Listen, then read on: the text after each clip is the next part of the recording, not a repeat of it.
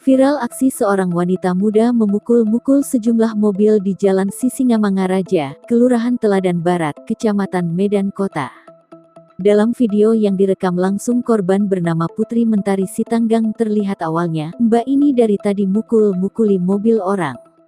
Sumpah annoying banget, mobil aku pun sudah ditepoknya," tuturnya sambil merekam. Sang wanita yang mengendarai sepeda motor Scoopy hitam tampak sedang memukul mobil berwarna silver. Awalnya ia memukul bagian belakang mobil, lalu mencoba membuka gagang belakang pintu mobil. Hingga akhirnya sang pemilik mobil membuka kaca pintu belakang. Lalu sang wanita tersebut mengendarai sepeda motornya dengan ugal-ugalan dan sambil berdiri, sesekali dia mengangkat tangannya dan bertepuk tangan sembari berhenti di pinggir jalan.